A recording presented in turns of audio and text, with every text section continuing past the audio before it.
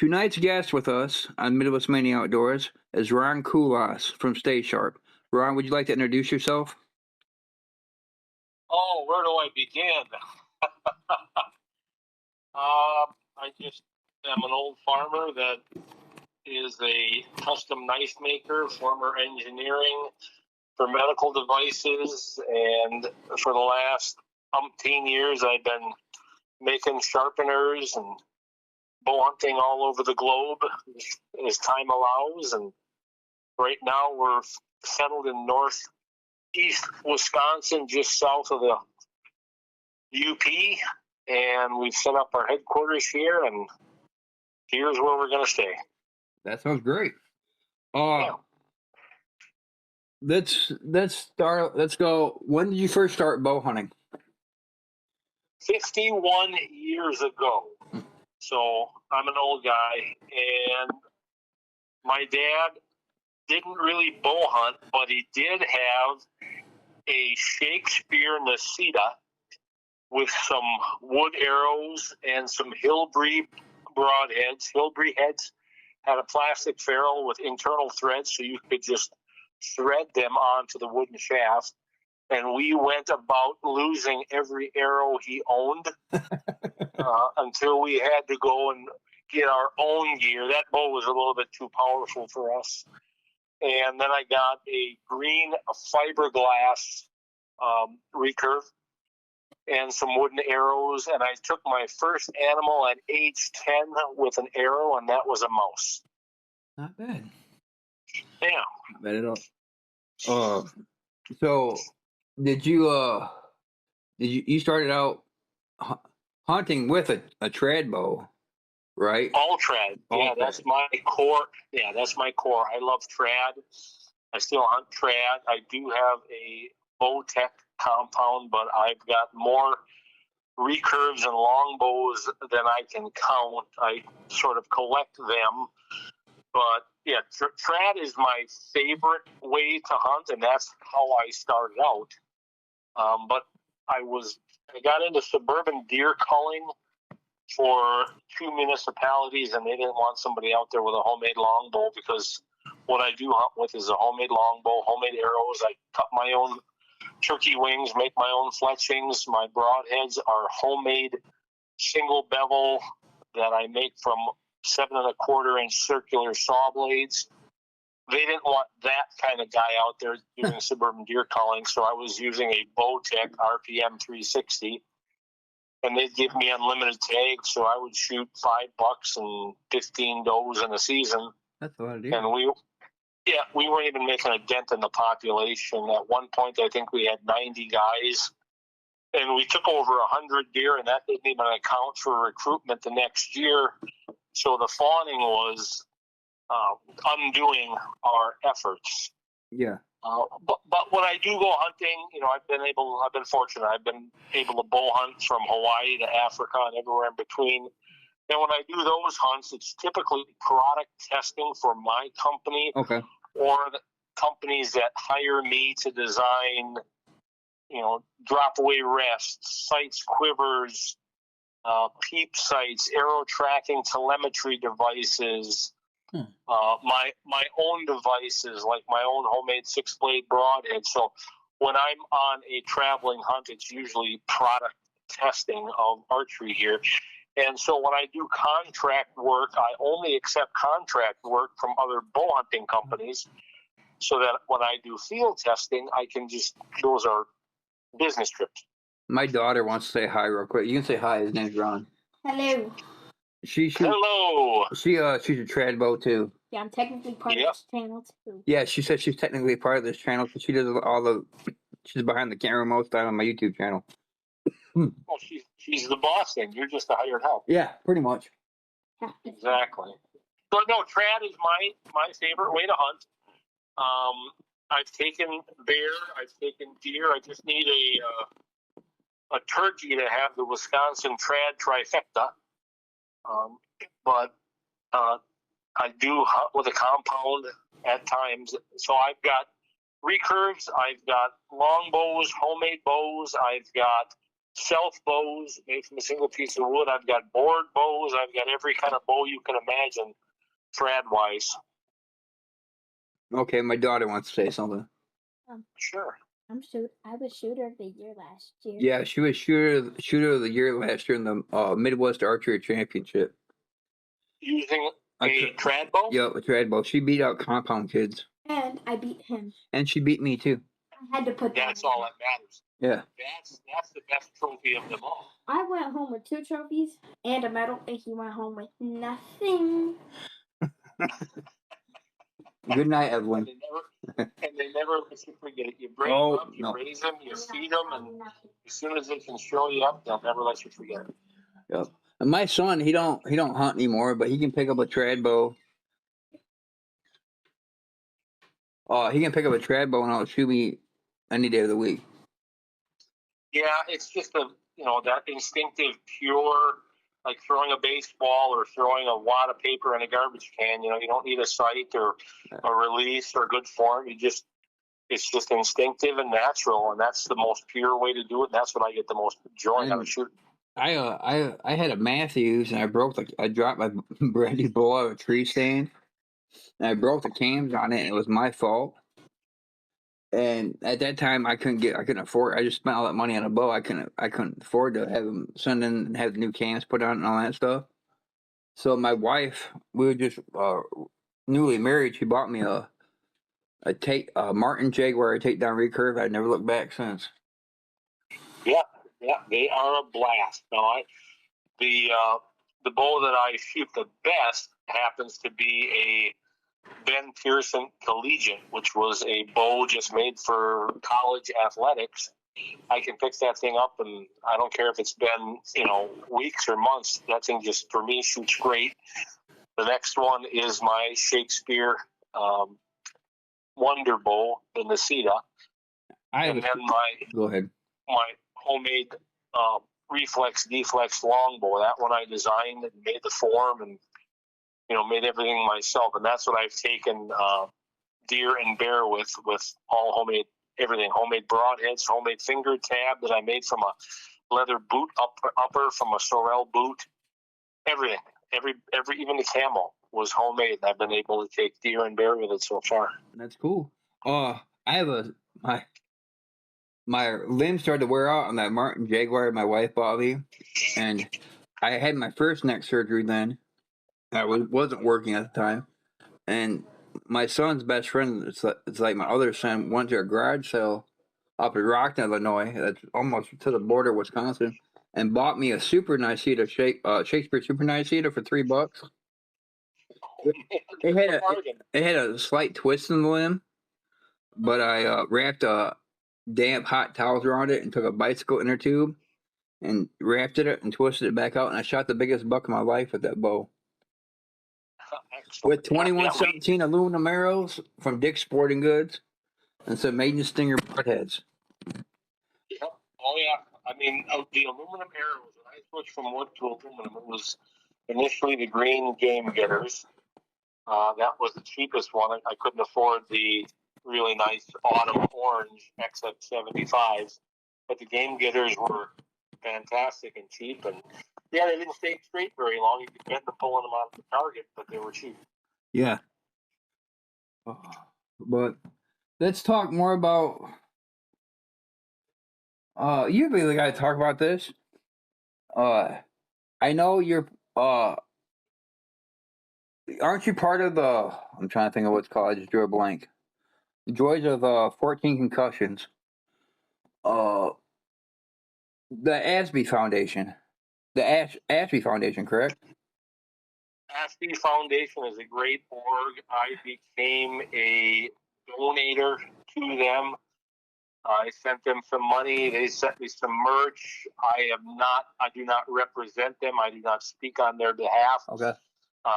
But they are a fantastic organization doing God's work and trying to get people to be more lethal, which has been my focus for forever. Now, my focus is on broadhead lethality, and that's why I focused on broadhead sharpening. So I've been a custom knife maker since 1982.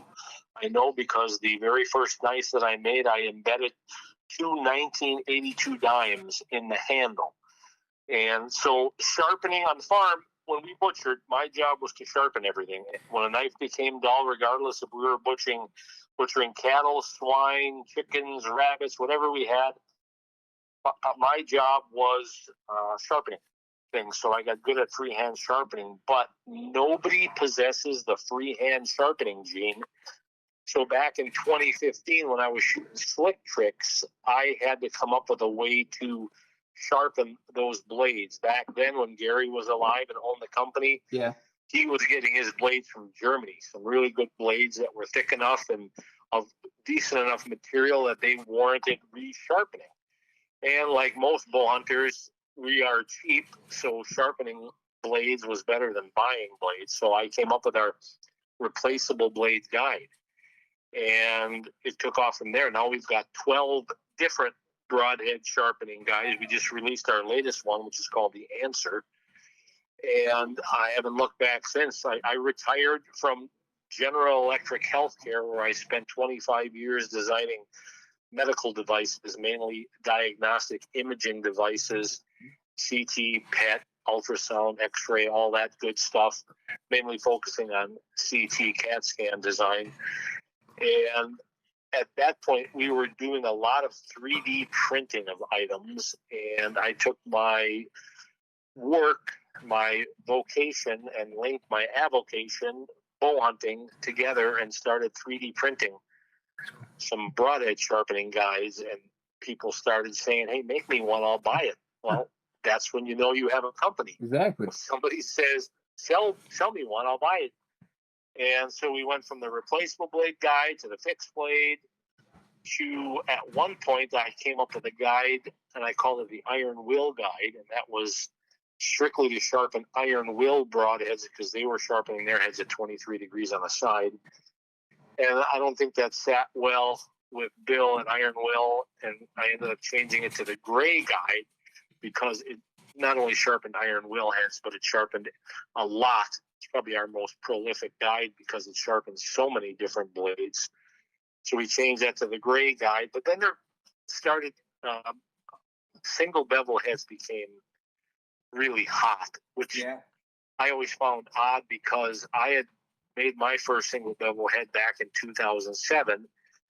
And in 2008, Ed Ashby and I kind of wrote a companion piece for Traditional Bowhunter magazine because I was printing stuff posting stuff online about my tests with single bevel broadheads and deer scapulas. So we were kind of lumped together in that issue of Traditional Bowhunter magazine about single bevels. And that's when they were really starting in their infancy to the bow hunting community. Now, herders and other old companies that are no longer in business were making single bevel heads in the 40s and 50s, so they're nothing new. It's just that enough people talked about them that everybody thought that they were new, and everybody and their brother started making dedicated broadhead sharpening guides for heads that so when Iron Will came out with theirs, their head was sharpened at 32 degrees because that was optimum. Yeah. And then VPA came out with their single bevels, and they sharpened theirs at 35 degrees because they thought that was optimal. And then other companies came out with single bevels that were sharpened at 40 degrees. Some are as high as 45 degrees. I think when Sirius first came out with theirs, they were at 20 degrees. So I started making dedicated sharpening guides because there were so many different angles out there. And then I was contacted by Day 6 to come up with a broadhead sharpening guide for them exclusively because they have a curved profile head. I don't even sell that. I make it and I ship it to Day 6, and we use a different color plastic for their guide, and they sell it on their web store. I don't even sell it at all. But we've just been making a lot of custom guides, which is why we're up to 12 now. And I was going to get into the broadhead market, but that's a very saturated market. Yeah. And I like to get into markets where there's not a lot of competition. Right now, there's really only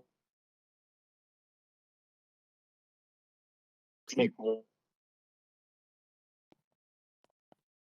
Are you there? Because I made 12 different guides. And I tried to, my focus was to make low cost sharpening guides so that it cost about as much as buying a new set of blades as it did to buy one of our sharpening jigs. And then it made sense because I don't have a lot of disposable income. And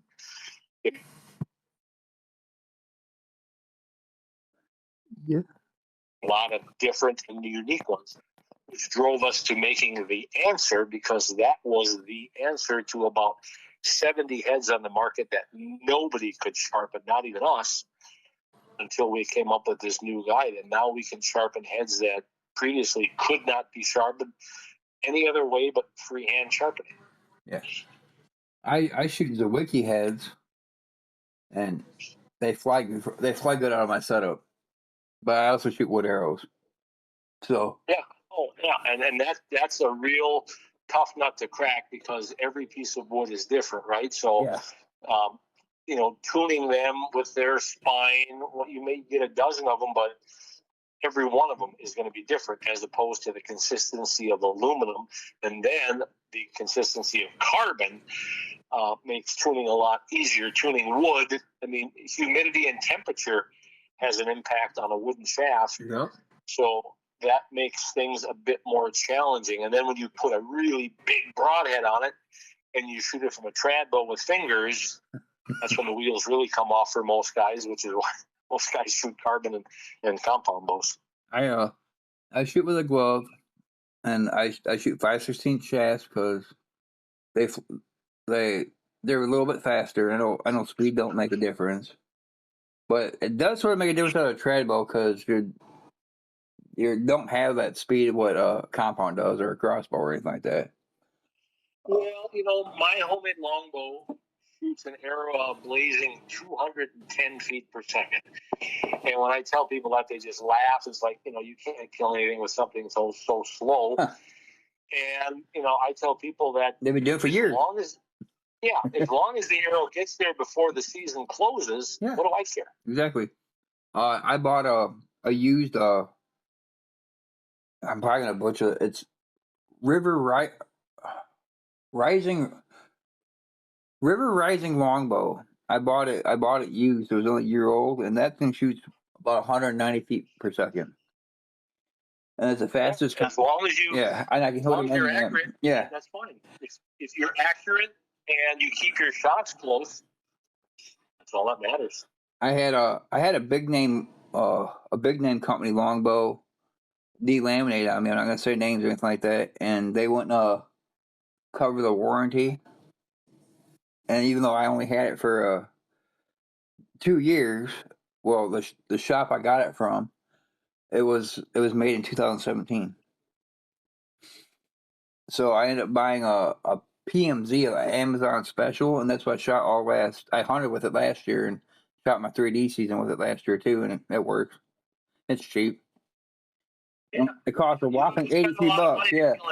Yeah, $83, and I took third in my my class in the MAC. But the guy that won it, he shoots a self bow, and it's all Osage, and he makes his own arrows out of 2x4s, and he'll mill them all down, and he makes his own he calls them trade points, and dude's good.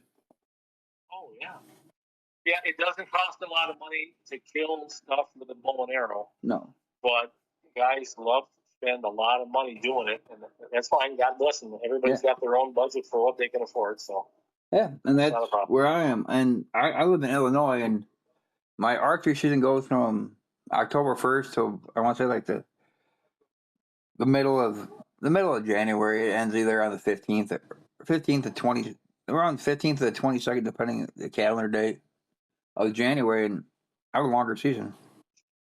Not as long as some states. Like my dad, he passed away, but he lives in Arkansas, and his archery date went from like September to February.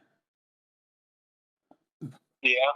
I like, I don't gun hunt anymore. I gave that up a number of years ago, simply because I own a bow hunting products company and I do a lot of product testing. So I like our Wisconsin archery season. It starts in September, and it's briefly interrupted by the gun season and the muzzleloader season, but it goes until early January, and by then, hopefully my freezer is full and I don't have to brave the cold. But the season that we've got, I'd like it to be a little bit more like Iowa, if possible, but I don't see that happening in Wisconsin. Are you a fan of crossbows? Can I ask? Or Well, so there is a need for them. If you can't rise to the challenges of hunting with a bow and arrow, then a crossbow is great. If you're a small girl that can't pull your state's legal weight, wet your feet with a crossbow until you can. If you're elderly, if you're infirmed, like I said, if you can't rise to the challenges of bow hunting, certainly do that until you can become a bow hunter. My father, who just passed away last Labor Day weekend, he never was really able to bow hunt. He was a farmer. There was 8 of us around the dinner table, and he didn't have time to bow hunt. Exactly. When he retired and was in his 70s, I bought him everything he needed to bow hunt or crossbow hunt. And, I went on a lot of different crossbow hunts with him. I didn't carry a weapon. I carried a camera. And he had so many surgeries, heart, shoulders, knees, stints in his heart. He could not bow hunt, but I got him everything he needed to crossbow hunt, and we had a hell of a time. He was killing animals like nobody's business. The crossbow just makes it super easy. Very little skill or effort is required. You have to bring very little of yourself to the task to be successful. And so if you were like my father, elderly and not in the greatest health, the crossbow was just absolutely fantastic. Now, in Wisconsin, we're, I think, one of the only states that get it right. And we really fought for it to keep bow hunting and crossbowing separate. So you have a archery deer license, or you can buy the crossbow license. We have a separate crossbow season, even though it's concurrent with bow hunting, but then everything is concurrent with bow hunting. Yeah. When the bow season opens in Wisconsin, it's concurrent with turkey hunting. It's concurrent with small game, waterfowl hunting. The bear season takes place during the archery season, the gun deer season, the muzzleloader season. So to have a separate license and season, albeit concurrent with the archery deer season for the crossbow guys, was the best way we could do it. And then we had the crossers, they would have separate license, separate registration. So in Wisconsin, when you register your deer, you have to say, was it shot with a gun? Was it shot with a bow? Was it shot with a crossbow? And then because separate license, separate season, separate registration, we were the only state that was able to, tell what the effect of crossers were as compared to actual bow hunters. And boy, those crossbow hunters are just killing the hell out of deer. Oh yeah, they are. They are the most effective or the most lethal per license sold as far as killing bucks go. They are actually more successful per license sold killing bucks than even the gun deer hunter. It's about even here in Illinois with shotgun season and crossbow numbers, what they took them with. I'm just like a frat. I don't think I'm even like a whole percentage point on like the deer harvest like traditional guys are. Oh, sure. Yeah, and I've got no need or use or desire to become a crosser. I'm having too much fun bow hunting, in my 60s to quit and take up a different sport that's really far easier and requires me to bring less of myself. Hell, I'm making my own broadheads, bows, arrows, fletching. If I wanted to do less and bring less of myself to the task, I would take up crossbowing, but here I am trying to make it as more difficult as I can on myself. So I try to use, primitive trad gear. But that being said, I am in my 60s and parts are I'm past warranty on a lot of my parts. And at some point, I know I will have to quit being a bow hunter and become a crosser. Now, what I won't do is pretend that I'm still a bow hunter. You see all these guys on these forums saying, yeah, I got it. I got one. I got it done. And they show no weapon. And then you find out they're a crosser. They're not even a bow hunter.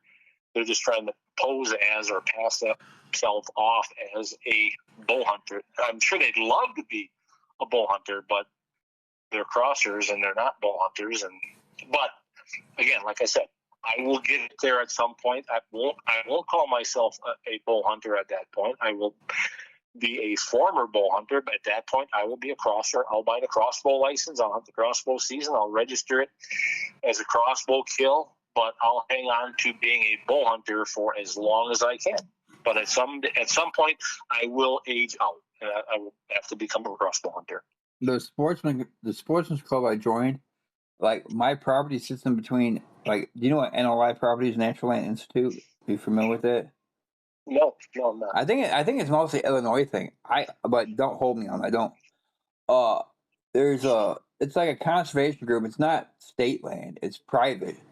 But the sportsman's club I joined manages it. They don't let deer hunting on it, but they manage the deer population because in Illinois we have a problem with CWD down here, and the state will bring in sharpshooters, and they don't want that. So my sportsman's club manages the NLI property, and my house sits in between. On one side of me is 360 acres, and the other side is 380 acres, and it works for me. But like, there's only two guys that hunt this property, me and a guy that lives down the road.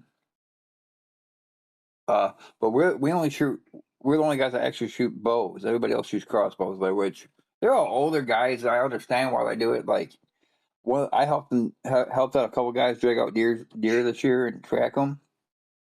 Sure. And some of them went a little too farther than what I would say they should have went. But I don't know 100% of what the circumstance was. I don't know if he got down too early and pushed it, because they most time called me when they can't find it. Sure. But he said he shot this deer at 40 yards with a crossbow, and I've shot crossbows myself. I used to be on staff for a archery pro shop in the southwest region of the country, and they sent me a product to test out, and they're accurate. They're accurate as hell. Yeah. When I had bought a Killer Instinct for my dad, and every accessory and target and all the broadheads and bolts and everything for him, and I bought one for my brother at the same time, because he was a concrete mason, a laborer his whole life, and he was just wore out. He's older than I am. He was all beat up. Yeah, he was all beat up, so he switched over to a crossbow as well. Now, he insisted on using rage heads and the standard stock aluminum insert. But for my dad, I built his up with heavy brass inserts instead of aluminum. I switched him to 150 grain slit tricks. And I can tell you what, these two bows are identical, but I could outshoot my brother with his light bolts and his rage heads once we got past 30 yards. And when you shot 40, 50, 60, the heavy brass insert, the heavier broadhead sure proved to be more consistent and accurate downrange than were light bolts. I used to be on I still am on like their pro staff for Dirt Nap. I don't know if you're familiar with that broadhead. I'm pretty good friend. I'm pretty good friends with Tom, the owner of Dirt Nap, and I was joking with one day. I said, "Why don't you They make this big head called the Titan." I said, "Why?" And it's got a steel ferrule. It's got, and I don't know what steel it's made out of. I said, "Yeah, why don't you make a Titan single bevel?" Well, they did it, and that's what a bunch of trad people shoot. But my class I shoot 3D in. I shoot a longbow, and it's wood arrows only.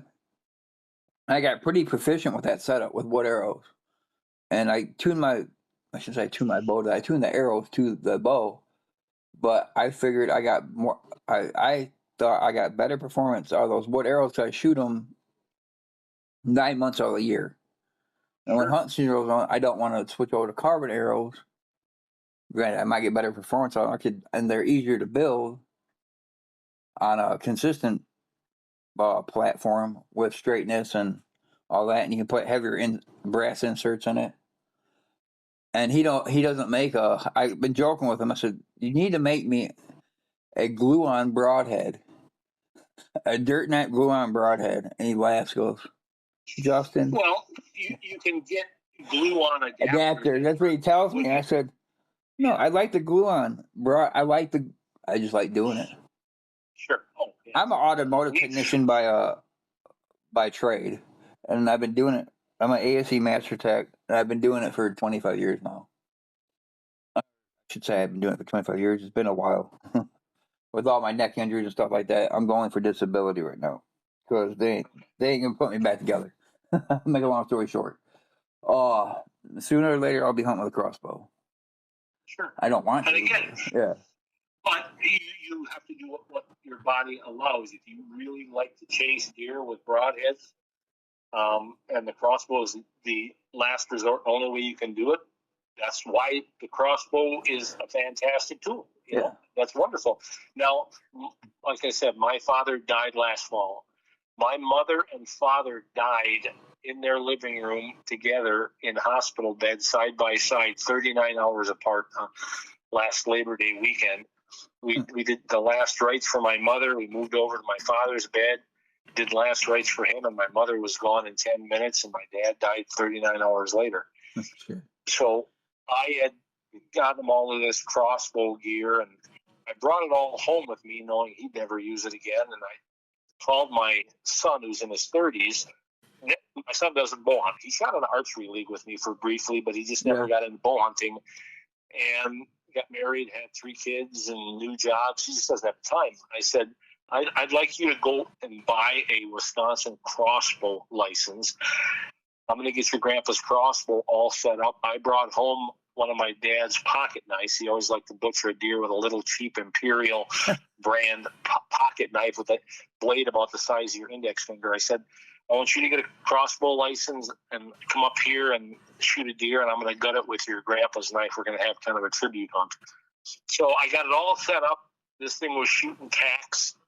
This 2017 model of Killer Instinct crossbow, and he came up, of course, running late, and he had never touched this crossbow in his life. Never even took a practice shot, but we had it all set up.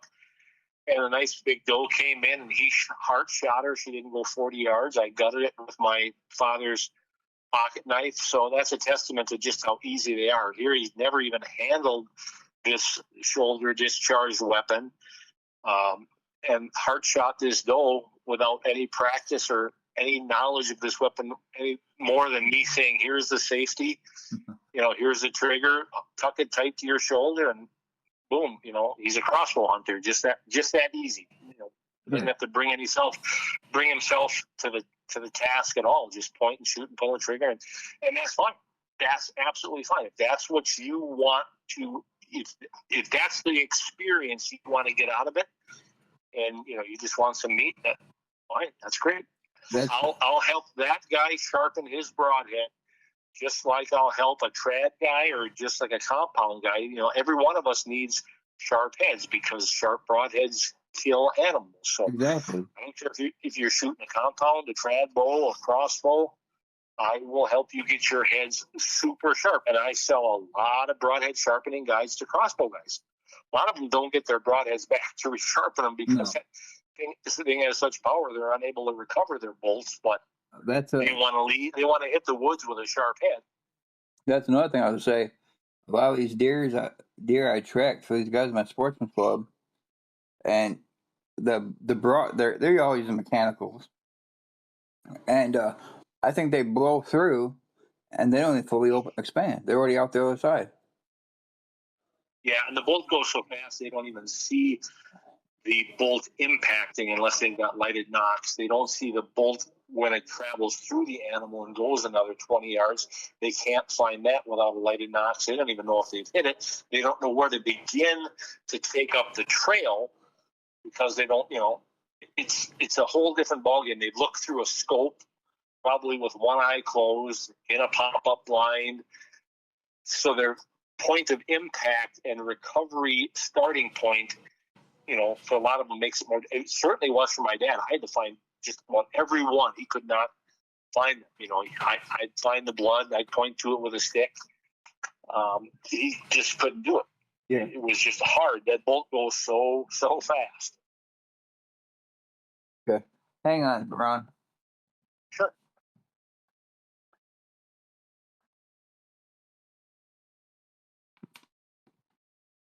Hello.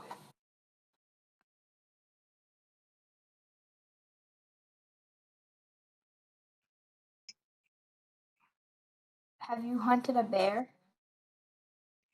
Yes, several bears. I've never killed a bear with a gun. Have you done it all traditional? No. I've killed bear with compounds, and I've killed them with homemade longbow.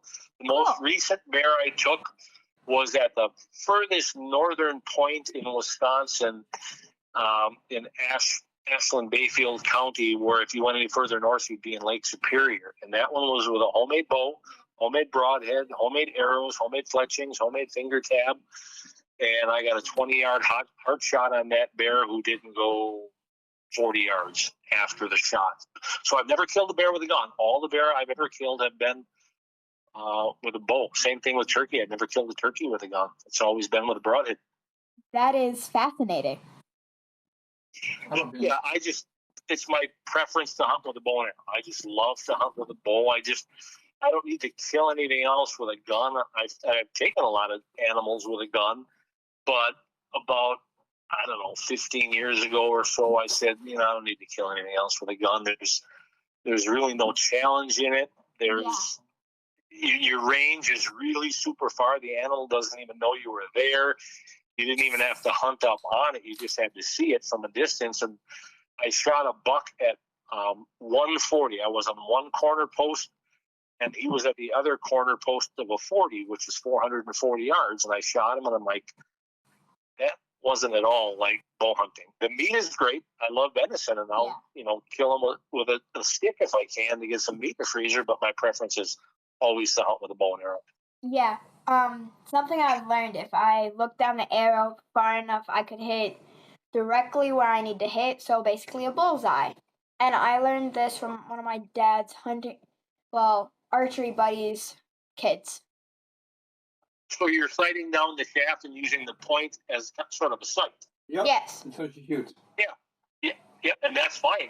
There's a lot of different ways to shoot trad gear, perfectly instinctive. And I mean, a lot of the old trad bows I've got they were drilled out for sights at one point. But there's a lot of different ways of aiming a trad bow. Yeah. Ooh, sorry about that. I'm pretty sure my dad wants you back, so have a lovely night. Sure. Sorry about that. No worries. My wife wanted me real quick. Sure.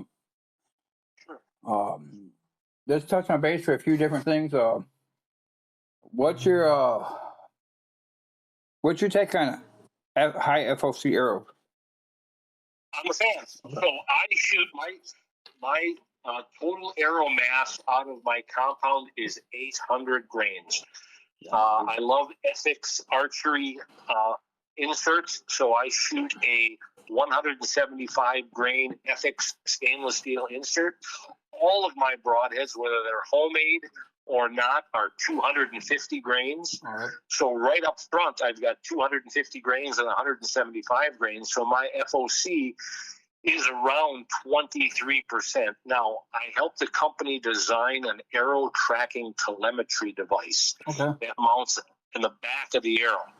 That weighs 110 grains. That's the worst place to stick 110 grains is on the nock. Yeah. But it included a battery, a circuit board, and then with this device, it would barb into the animal. It would jettison from the back of the arrow as you pass through.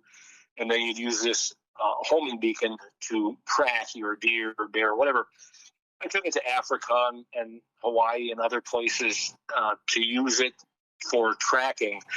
And so I had to boost some weight up front to do it. But I'm a fan of heavy arrows and high FOC only because I love pass-throughs. I love 2 holes. I love the blood trail I get from 2 holes, which is why I don't shoot light arrows with mechanical heads on them, because I hate watching an animal run off with a 20-inch antenna sticking out of it and no pass-through. So I get, it doesn't matter if I'm shooting a 40-pound hog that's going to go in the smoker in Oklahoma, or if I'm shooting a giant animal in Africa, I want a pass-through. And I get that because I shoot 800 grains and high FOC, and I'm not shooting a lot of weight, and I'm shooting only a 64-pound Bowtech, so I think I'm shooting around 12 grains of total arrow weight per pound of draw. It's really high, and it's a very slow arrow, but again, as long as the arrow gets there before the season closes, I don't care. Like, sort of like you inheriting your dad's crossbow. I inherited my dad's compound. He passed away of cancer a year ago. I want to say like May 13th. They'll be coming up here on May 13th. And I got him a nice expedition compound, and he couldn't pull it back at all. And I had it like turned down pretty low, and well, I inherited it, but I built Troy Fowler. I think do you know who he is? The Ranch Fairy. Sure. I had him on my podcast a few times, and we're like text message buddies. And he helped me build some arrows for that. And I can't pull back that much weight. I'm pulling like 65 back, but it's 90% let off. My arrows are like 652. Nothing like astronomical for that compound, and I can hit what I'm aiming at, but it's not my cup of tea. I'd rather hunt with a trad bow. Sure. And, I think a lot of guys are going toward heavier setups because there is no negative to a heavy setup. Your strings and cables last longer. Your bow is much quieter. When I shoot on an indoor league, I don't shoot the heavy stuff because the club didn't like me busting through the back of the bales and hitting the wall of the clubhouse with the 800 grain setup. So I would go to my 400 and some grain arrow combination arrow field point. And when I would, same bow, but when I would switch to that light setup, it sounded like the bow blew up. I'm looking at the bow like, what the hell just happened? And I realized, I'm not shooting 800 grains anymore. I'm shooting 400 grains, and the bow just got incredibly loud with vibration and hysteresis. And instead of having all that energy transferred into the arrow, it was transferred into vibration and noise. So that's another reason I'm a huge fan of heavy setups. It's quiet, and everything lasts longer when you shoot heavier arrows. Now, I'm at the extreme. Most people would say, 12 grains per pound, 800 grain setup. What are you, nuts? I don't care. This speed thing doesn't mean a damn thing to me. I just care about, is it accurate? Do I get a pass-through? And that's why I'm a fan of 2-blade heads, 2-blade single bevels, or my other favorite is the Woodsman Elite, the 3-grain or 3-blade Woodsman head. Yeah. Man, I killed so many deer with that. When I started doing suburban deer calling, that was the only head I was using because I was passing through like a knife through butter. And I bought a bunch of them thinking, I'm going to go through a lot of them. Hell, I shot 9 deer with the same Woodsman head, shoot, sharpen, and repeat with the same head, 9 deer, until I hit a rock with one that, turned the head into a fish hook at the end. And then I had to, screw on a new Woodsman, but fantastic, durable. I mean, the Woodsman 3-blade head is just I don't care if you're shooting a trad bow, if you're shooting a compound. I was using, that trad head out of a compound. I don't care if you're shooting a crossbow. That Woodsman 3-blade head is a fantastic head. Now, that's just a little bit bigger than, it's a much bigger broadhead than those vintage Hill Hornets I sent you a picture of, but they're almost like the same design, right? Correct. Well, when you look at a 3-blade one-piece head with no removable blades, right? It's either machined or spot welded all out of a single, piece of metal. There aren't any really new ideas. All they can do is get wider, like the snuffers, or longer, like the woodsman. They're a long 3-to-1 aspect ratio head. There are very short ones, like the Annihilator, very short and stubby. And there are very long ones, like the woodsman. But a 3-blade head is a 3-blade head. Yeah. I mean, they punch a hell of a hole. Those how you told me to sharpen those Hill Hornets, I think, and they're easy to sharpen. That's what I like. Yeah, 3-blade heads are very easy to sharpen. You can sharpen them in the flat and get 30 degrees on the side, or 60-degree included bevel per blade, just by sharpening them in the flat. Or we make the 344 guide, which sharpens 3-blade heads at 44 degrees total, or 22 on the side. A lot of guys didn't like steep bevels, thinking they couldn't get them sharp, and that's not true. I've got a video on my YouTube channel where I sharpen a blade to 80 degrees, 40 on the side, and get it incredibly sharp. So if you're not using our 344 going front to back on that curved plat, sharpening them in the flat is best done if you sharpen side to side. Okay. Not tip to threads, but side to side with super light pressure. And where most people fail in broadhead sharpening, and probably the most common question I get via phone or email, is about the burr. People aren't getting the burr, or more factually, they're not able to detect the burr, which is why in most of my videos, I show the burr under the microscope and I test for it with a very narrow piece of paper, like a piece of Post-it note or notebook paper, cut not more than a quarter of an inch wide. If you stab that along the edge and it stops because it hits the burr, you've got the burr. Once you get better at sharpening, you can use your thumbprint, and your thumbprint will hang up on the burr if you have a burr. But that's where most people struggle with sharpening, is detecting the burr. The next biggest problem they have is getting rid of the burr. They got the burr, but they didn't spend enough time getting rid of it, which is why most of my broadhead sharpening videos, and I've got probably close to 100 broadhead sharpening videos on my channel, I show it under the microscope before and after, and then I put it in the sharpness meter before and after. And any remnant of a burr left behind will show up as dullness, because that burr is excess metal folded over the sharp edge.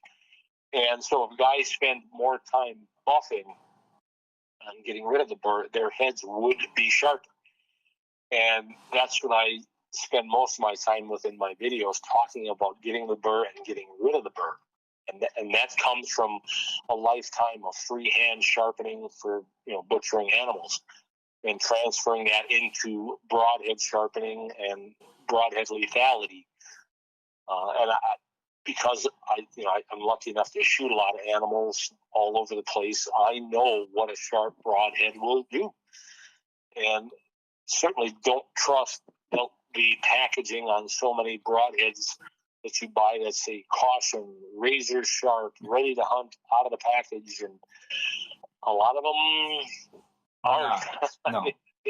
They need, and which is why we end up selling so many of our guides, because people want to touch them up before they get out into the woods. And quiver dulling is a real thing. Yep. In and out of the quiver will dull arrows, especially if you're shooting a foam head quiver versus a double grabbing quiver that doesn't require foam. Quiver dulling is a real thing. So being able to touch them up is absolutely important. But the 3 stools, or the 3 legs of the stool of success for bow hunting and broadheads is shot placement. That trumps everything. Shot placement, followed by sharpness, followed by structural integrity. The 3 S's. Shot placement, sharpness, structural integrity. If you put that arrow where it's supposed to go, it's sharp going in and retains that edge coming out, and that head held together, didn't break even on a bone impact, you find that animal every time. Now, what's your most favorable hunt you've been on? I love hunting hogs. Now, there aren't any to hunt in Wisconsin, so I have to travel. Supposedly there's not, but There's not. There aren't. All right. There's not any hogs, unless there's some escapes that go feral after a while. But no, there's no huntable hog population in Wisconsin. So I've killed hogs with a bow in Hawaii, warthogs in Africa, Oklahoma, Texas. I've hunted hogs in Florida. I've hunted hogs everywhere, and they're a lot of fun because they are smart and they're quick. Oh yeah. They're no slouch as far as the scent.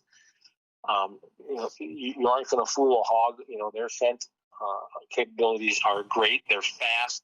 While their eyesight probably isn't the best, they can hear, they can smell, and they are jittery because their whole life is spent, getting hunted and getting shot at. So I do love hunting hogs. But after that, it's whitetail. I mean, growing up in Wisconsin and hunting the Midwest my whole life, nothing fills my freezer quicker than shooting some deer. And we have a lot of antlerless deer, at least in the part of the state that I'm in. There's no bucks around here to speak of. And I haven't shot a buck here in our new destination in northeast Wisconsin since we moved here. But I can fill my freezer with antlerless deer. And if I want to go on a buck hunt, well, I'll just travel somewhere and do that. Is wolves a problem up near you or no? Absolutely, it is. Okay. Yeah, right. I've got wolves on my trail camera 80 yards from my back door. Okay. So in this part of northeast Wisconsin, we've got wolves, we've got bear, we've got coyotes, bobcats, and occasional transient cougar. Yep. So we've got all the predators that will kill a deer, and bears certainly take their share in the spring when they come out of the dens and fawns are being born. But wolves and coyotes absolutely drive down the population here. But because wolves are federally protected, there is nothing anybody can do about it. I have friends that live up towards Lake Superior, and I said it's really the wolves up there demolish the deer population. Yeah, wolves and winters. Those are the two W's, right? The three S's for broadhead sharpening, but the two W's, wolves and winters, certainly have an impact on the deer population in the northern third of the state. Not so much CWD here in the northern part of the state. There's really no CWD to speak of, but that's in the southwest corner and really the southern part of the state. But that's proving to be pretty much a bust, and the cure for CWD is actually worse than CWD itself. Yeah. My speaking of hogs, I meant to say this when we were talking about hogs, but when my dad was alive, him and the neighbors all got together and they formed a pact together saying they would not run feeders at all, and they had no hogs in their portion of Randolph County, and he lived in northeastern Arkansas, so he was like 30 minutes from Memphis, Tennessee. And a new guy came in and bought one of the big farms next to him and started running feeders 24/7, 365 days a year, and now they have hogs down there. I'm not saying that's a problem because they've always been in Randolph County. They have a bear season there in that county, but split. It's sort of like split hat. If my dad lived 3 houses down, he could be when he was alive, he could have had a bear tag. But where the property sits, it was on like the no bear hunting zone, that county, which I thought was stupid, but because they had a big bear trap at the high school in town. So, but he never got to hunt a bear. Never got an Arkansas elk. He always put in for his Arkansas elk tag every year, but he never drew it. Just like I'll never draw a Wisconsin elk tag because one is drawn a year for a white man. The natives can, I think, draw a few more. So if only one person out of the whole state that applies gets an elk tag, I know I'll never get an elk tag. So I got to go out west to hunt elk, which is great. I mean, I get to see new scenery. I shot a real nice bull in Idaho 2 years back, and I'll never see mountains in Wisconsin, but I'll see elk and mountains if I go out to Idaho. When last year, I think it had to be last year season. I hunted public land, and they had a elk come down from Wisconsin. It came all the way down through southern Wisconsin through into northern Illinois where I live.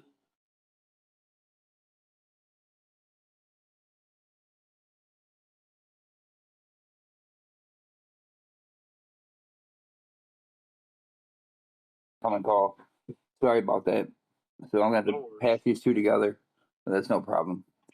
To make a long story short, it got hit. Do you know where Joliet, Illinois is? Yes, sir. It got hit outside of Joliet, Illinois.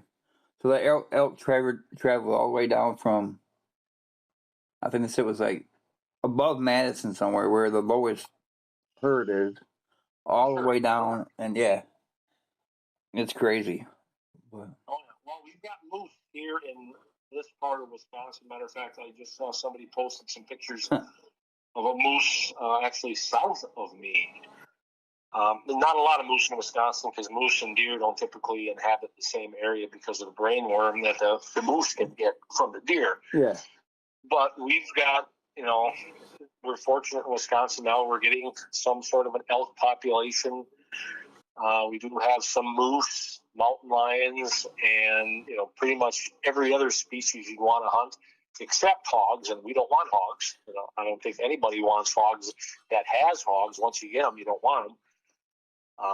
And we've done a pretty good job, I think, the state of Wisconsin, making sure hogs don't take hold here. I know they've got some in Michigan, but unless they swim across Lake Superior, I don't have to worry about them showing up in my yard. You hunted Hawaii. My little brother was stationed in Hawaii for 5 years when he was in the Army, and he said the most fun thing he did was bow hunt goats over there. Yeah, and there's a lot of them. We drove through Hawaiian homelands, and what I thought was lava rocks all of a sudden all got up and moved, and there was a bunch of bedded goats.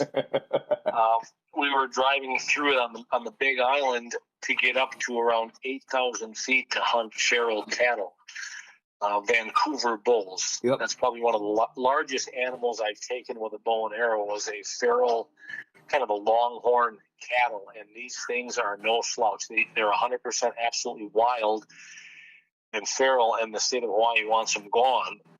They're dangerous, and I happen to be hunting around a beef cattle operation, and these Vancouver bulls didn't care for fences. They just wanted to get in because there were cows on the other side. Yep.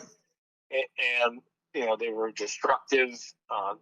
The people who do ranch cattle out there wanted to keep pure bloodlines, and they couldn't so long as these Vancouver bulls were getting into their herd. So I went out there with a bow and arrow, and the ranch hand who was managing this farm, they called him Pocho. He was a Portuguese, and he lived in a Greyhound bus they hauled up there with a bunch of dogs. The dogs weren't pets. They were his protection from the hogs. And when he found out I was coming to hunt these feral bull with a bow and arrow, he just started laughing. And I couldn't hardly understand him because he spoke Pidgin. I know what Pidgin is. Pidgin English was an amalgamation of English, Portuguese, Japanese, British, back when sugar caning was all the rage in Hawaii. And they brought people from all over the place, and none of them spoke the same language, so they created their own amalgamation of all these languages together called Pidgin English. And he would break between Portuguese, Hawaiian, and Pidgin English, and he was very hard to understand. But when someone's laughing at you, because I showed up with a bow and arrow, and he said, "Brother, you going up there with a bow and arrow? Are you out of your mind?" And, his truck was all dented in from the bulls. And he says, "If you get close enough to shoot with a bow, they're going to stomp your ass."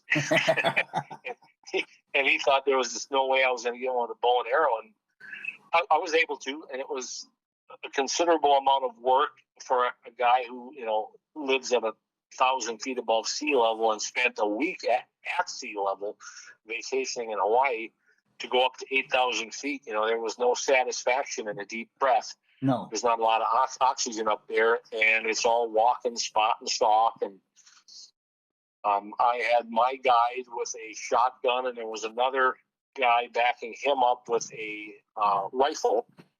And he said, make sure you always keep 2 trees between you and the bull. Yep. And I said, why 2? He says, what are you going to climb? I'm going to be up 1. Yep. And these things, for the most part, when they saw you, they disappeared into the rainforest. They were gone. They wanted nothing to do with people, especially if they got downwind to you. But there was one that we saw. He had no horns at all. Big old bull, probably approaching 2,000 pounds. This thing was a mountain. And he got downwind of us. We were just sitting and taking a water break. And, I ranged him at, 200 yards. And he was downwind of us. And, he didn't run. He knew he had the upper hand. He was above us. He could smell us. He could see us. And there was no way we could make a play on that thing. And I actually thought, even with an 800 grain setup, I was under-equipped to even try to take something like that. And we never got a chance at him, but I got another chance at a really nice bull and dumped an arrow into him and was able to get him. But then Pocho showed up with his dogs in the back of like a gator with a dump box, and the dogs immediately were on hogs. Yeah. And we're skinning this bull, up at 8,000 feet. And my guide says, go. He's on hogs, go. I said, look, we've got to skin this thing before it gets dark. And he says, when are you going to be up on this mountain with dogs already on hogs? He says, I'll start skinning. Just go. And I said, yeah, you're right. So I ended up shooting 2 real nice hogs out of these fern gullies, these depressions full of ferns, and had a hell of a time. But when I shot the second one, they stay right in the ferns. They didn't bust out of there. And I shot the second one, and a whole bunch of hogs exploded out of this fern gully. And Pocho was hollering, you shot the Lahole, you shot the Lahole. And the guide who was with the shotgun said the same thing. You shot the Lahole, and he took off. And I'm like, what the hell did I just do? Did I do something good, bad, illegal? Am I in trouble? And I finally caught up with him, and Pocho was a mountain of a man. Yeah. And he had his foot on the chest of this hog. And I'm trying to catch my breath, and I said, you kept saying I shot the Lahole. What does that mean? And he says, brother, I catch this pig when he's little, and I cut off his batteries. And he reached down by his crotch, and he grabbed his nuts. That's what he called them, batteries. And he said, I cut him off, and I let him go. He said, that makes him big and fat and lazy. And then the meat is better. And he says, brother, you take this home with you? I said, how am I going to take a pig home to Hawaii? And I said, you can have it. Boy, he hugged me, and I thought he was going to break my ribs. He was such a big guy. And we filleted those hogs from cheek to ham in one boneless fillet. And then we flip it over on the skin, and we filleted the other side. And our game bags were pillowcases. And these weren't big, these were 80-pound hogs, Polynesian black pigs. Yeah. And he was just tickled pink. And my guide come over to me, and he says, this is the first time he's had these new dogs up on this mountain, and it's tradition here that you take the skull and you put it on the doghouse for his first kill. So he says, you're not going to get the meat. You're not going to get the skull. Are you okay with that? And I said, I got the experience. Nobody can take that away from me. I got what's in my head that'll never go away, and I got pictures and video, and I said, let him have the skull. I got more pig skulls at home than I know what to do with. So they got the meat, and I had set it up in advance so that, Hawaii is very poor, and there was, the guide had a kind of a waiting list of people who wanted the beef from this bull. Yeah. Pocho took the one hog, the guide took the other hog, and then they split up the meat of the bull, with the native Hawaiians, because nobody in Hawaii buys beef. No.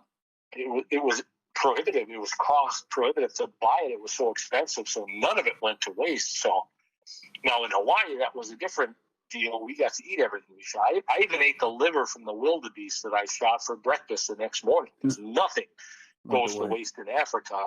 Everything gets used. The stomach gets eaten. All the organs, the offal, everything gets eaten from animals in Hawaii. And we got to eat, zebra, everything. And the skinners and trappers took their share. The community got their share. And we certainly got our share, cooked over native, African woods on an open fire. I mean, what an experience. And that's what I really enjoy is all these traveling hunts, is the new scenery, new people, new experiences, new meats that I'll never get. I'll never buy any African meat at a grocery store in Wisconsin. I've got to go there if I want to eat African zebra or wildebeest liver. Yeah. You have to travel. You have to go there. But yeah, we're over the hour now. We might have to do a part 2 on this one. Sure. If that's fine with you. You manage your podcast how you see fit. All right, I will do that, and I appreciate you coming on tonight. And I'm hoping I got it all. Because give me like the warning, you went over your time allotment, but it's still recording. Sure. But yeah, we will continue this. Probably not next Wednesday, but with the follow. I'll text you. I'll message you later, and we can go from there. And I appreciate you coming on tonight, because I want to hear. I want to hear more about Africa, and there's other stuff I want to talk to you about, and we can go from there. Yeah, we can do this again. And something else I was going to ask you real quick, but I don't know what it was. Like you said about the 8,000 feet thing, and I know how you can't catch your breath. A few years ago, me and my family went out to Yellowstone, and I love to fly fish. So I got this bright idea. I don't know. Have you ever been to Yellowstone? I have not, but I'm going out to Montana for a wedding in June. Okay. If you stop by Yellowstone, it's an amazing place. You go up. We stayed in Gardner, Montana, which is like where the old gate is, where you go like the arch and all that, the original entrance to Yellowstone. Yep. And we went up there, and you go up to like Mammoth Springs. I think it's Mammoth Springs. It's Mammoth something. And there's a whole like little town up there, but it's all owned by National Park Service. They even have their own post office. Then you go up higher. Well, I got this bright idea. I was gonna go fish for brook trout at like 8,500 feet. Sure. Well, yeah, I left my beer spray in the car, which is not a smart thing to do there. Well, I said to myself, if I can't outrun a grizzly bear, especially up here with no wind. I wasn't gonna do it anyway. So if I guess I get eaten by a grizzly bear, I guess this is how I want to go out. But I saw stuff that most people won't see there. So. Sure. But I will let you go, and you have a nice night. We'll do part 2 here in a little bit. All right. Good talking to you. Thank you, Ron. Bye.